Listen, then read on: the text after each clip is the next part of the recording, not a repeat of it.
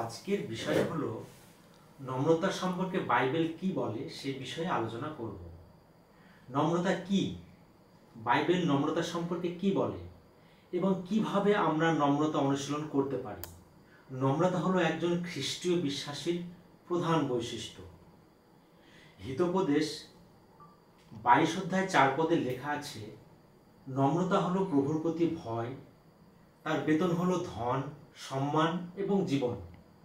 প্রভুর প্রতি ভয় বলতে প্রভুকে ভয় পাওয়া বোঝায় না, বরং মনে রাখা দরকার ঈশ্বরই সর্বশক্তিমান, সমস্ত গৌরব এবং সম্মানের যোগ্য। অতএব নম্র হওয়ার অর্থ হলো আমরা স্বীকার করি যে আমরা সম্পূর্ণরূপে ঈশ্বরের উপর নির্ভরশীল এবং তিনি ছাড়া আমরা যা আছি তা হতাম না, এবং আমাদের যা আছে তা থাকতো না, বা আমাদের যে জীবন যাপন করি তাও থাকতো না। নম্রতা অনুশীলন করলে দেখা যায় যে আমরা নিজেদেরকে এমন একটি অবস্থানে রাখি যা সমস্ত গৌরব এবং সমস্ত কিছু ঈশ্বরের দিকে ফিরিয়ে আনে। কখনো কখনো আমরা নম্রতা এই অর্থে দেখি যে আমাদের নিজেদেরকে উচ্চ মনে করার অনুমতি নেই। নম্রতার অর্থ কেবল এই যে আমরা জানি যে আমরা ঈশ্বরের সন্তান এবং আমাদের নিজেদেরকে সেইভাবে ভালোবাসতে হবে যেমন তিনি আমাদের ভালোবাসেন, কিন্তু আমরা যেন আত্মিকভাবে বা বস্তুগতভাবে স্বার্থপর, লোভী বা অহংকারী না হই। চাকরির পদ, সম্পদ বা অর্থনৈতিক অবস্থা নির্বিশেষে নম্রতা অনুসরণ করা যেতে পারে।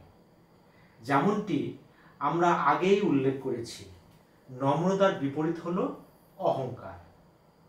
বাইবেল নম্রতাকে ঈশ্বরের প্রতি আনুগত্য, নিজের এবং অন্যদের প্রতি শ্রদ্ধা, বশ্যতা এবং বিনয় হিসাবে উপস্থাপন করা হয়েছে।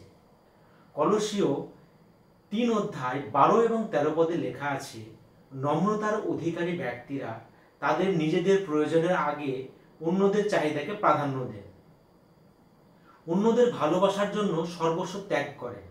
আসুন নম্রতা সম্পর্কে বাইবেলের কিছু পদ দেখি। বাইবেল অনুসারে প্রভু যিশুই হলেন নম্রতার নিখুঁত উদাহরণ। যাকোব 4 অধ্যায় 10 পদে লেখা আছে, প্রভুর সামনে নিজেদের নম্র করো, তাহলে তিনি তোমাদের উন্নত করবেন। লুক 14 অধ্যায় 11 পদে লেখা আছে, কারণ যারা নিজেদেরকে উঁচু করে তাদের সকলকে নত করা হবে, আর যারা নিজেদেরকে ছোট করে তাদের উঁচু করা হবে। রোমীয় 12 অধ্যায় 3 পদে লেখা আছে, কারণ আমাকে দেওয়া অনুগ্রহের দরুন আমি তোমাদের প্রত্যেককে বলেছি, তোমাদের নিজেদেরকে যতটা গুরুত্বপূর্ণ মনে করা উচিত তার চেয়ে বেশি মনে করো না, বরং ঈশ্বর তোমাদের প্রত্যেককে যে বিশ্বাস দিয়েছেন সেই অনুসারে নিজেকে সংযতভাবে মনে করো।